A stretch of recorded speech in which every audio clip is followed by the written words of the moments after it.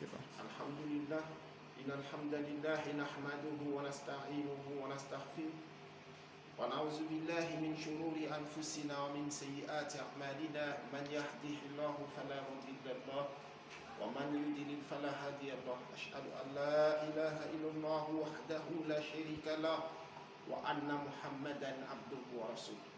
Allahumma salli wa sallim wa barik ala sayyidina Muhammadin wa ala alihi wa sahbihi wa man tabi'ahum bi ihsanin ila yawmiddin.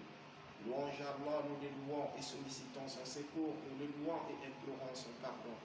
Car celui qui est guidé par Allah, personne ne pourra l'égarer, celui qui est abandonné par Allah, nul ne pourra le guider. Nous attestons qu'il n'y a de divinité digne d'être adorée si ce n'est Allah l'unique sans associé, et que Mohammed est son serviteur et messager. Que la paix soit sur le sceau des prophètes Mohammed, sur sa famille, ses apôtres et tous celui qui suivra sa voie jusqu'au jour de la résurrection. Frères et sœurs en islam, assalamu alaikum wa rahmatullahi wa barakatuh. Aujourd'hui, Inch'Allah, nous allons parler sur la crainte et l'espoir en Dieu. C'est-à-dire que l'être humain, étant musulman, doit avoir confiance à son Seigneur. Ils doivent l'aimer et il doit avoir confiance à Allah subhanahu wa ta'ala. La crainte et l'espoir.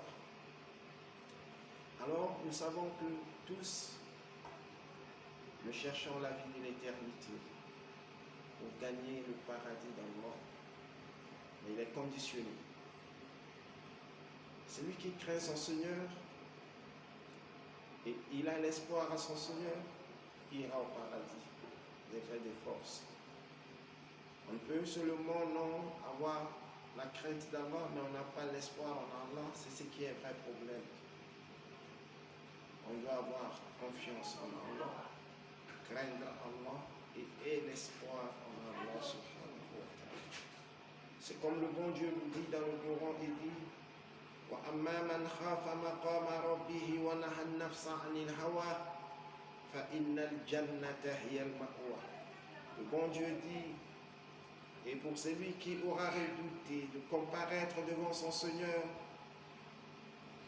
et préserver son âme de la passion, le paradis sera alors son refuge. C'est-à-dire le bon Dieu, Allah subhanahu wa ta'ala,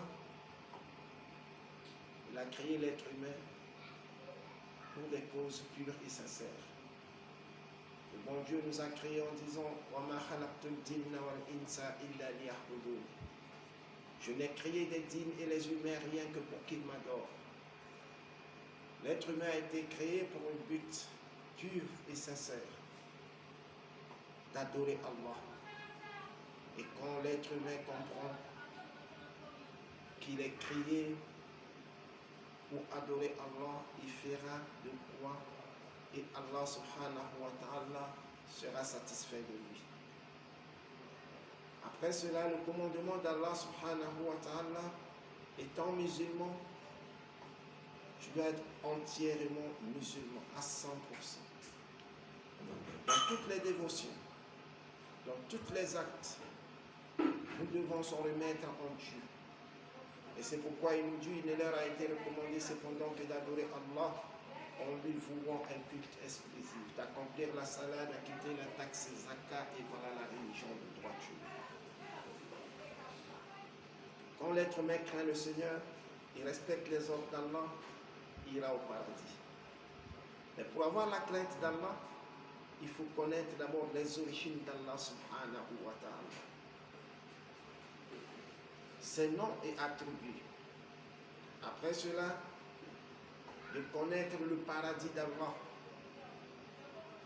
le bien que le bon Dieu a réservé pour les êtres humains, pour les musulmans, les croyants. Après avoir compris cela, de comprendre aussi qu'est-ce qui est l'enfer. Parce que l'enfer est là. Et comment est-ce que le bon Dieu châtiera les êtres humains? Lorsqu'on a ces connaissances, les trois connaissances fait partie d'une connaissance. Et à travers ces connaissances, tu as la chance d'être un vrai musulman. C'est quelque part le bon Dieu nous dit, mon peuple se perd par manque de connaissances. Quand quelqu'un ignore,